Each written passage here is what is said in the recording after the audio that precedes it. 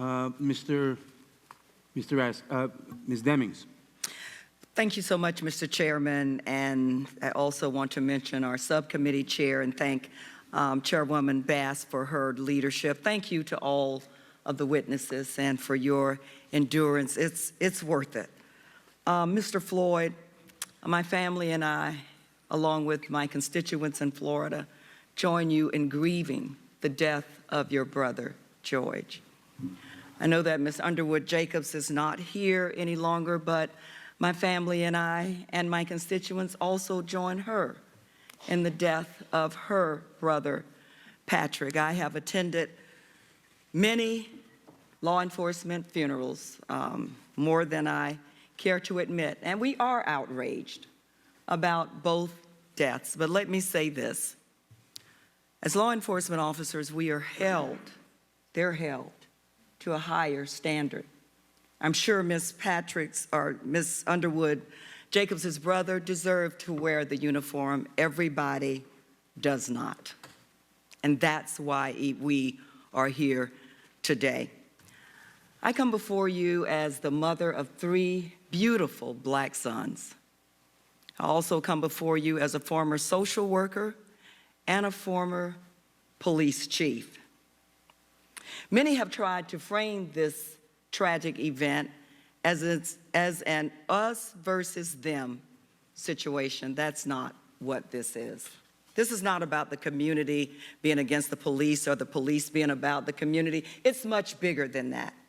This moment is about what's right, and this moment is about what's wrong. This is not a black issue or a white issue. It's not a Democratic issue or a Republican issue. This is an American issue that has turned into yet another American tragedy. We all have to get this right. Lord knows I want to get this right. While the actions of one brutally murdered took the life of your brother, Mr. Floyd, 3 other officers did nothing about it for 8 minutes and 43 seconds. Now, I have been on the street, and I know what it feels like to be waiting for backup to come. 8 minutes and 46 seconds feels like a lifetime. That's a long time. And while one officer took the life of Mr. Floyd, 3 others stood by and did nothing for 8 minutes and 46 seconds. Chief Davis, would you talk for just a moment about an officer's duty to act in general?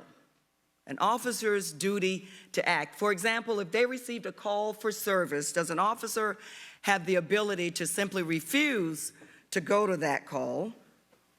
And certainly when they see a crime in progress, a wrongdoing being perpetrated by a fellow officer, please talk about their obligation to intervene and also report to the agency that bad behavior. Chief Davis. Thank you, Congresswoman, and I agree with you 100%. That is why one of the things I asked for earlier was the reaffirmation of the oath of office, because the officer takes the oath to the Constitution to protect and serve, and they have a duty to serve. And we say against all enemies, foreign and domestic. They have the duty to take the calls that they're sent to. They have the duties to enforce the law, and most policies require the duty to intervene. And so they were morally obligated, they were procedurally obligated, they were legally obligated to intervene with Mr. Floyd's murder. They're legally obligated to respond to the calls. We expect them to go to active shooters. We expect them to go to bank robberies, domestic violence, and we also expect them to be consistent. And so anyone that's violating the law should be held accountable, and is not a pass because you wear the badge. So as you know, as a chief, as I just spent 9 years as a chief, it should be held to a much higher standard, and that standard includes the duty to report misconduct, the duty to render first aid, because those are the high standards of this profession. Thank you so much, Chief Davis, and Mr. Chairman, I yield back. The gentlelady yields back. Our great senators. Hi, Chuck. He used to love me when I was a Democrat, you know.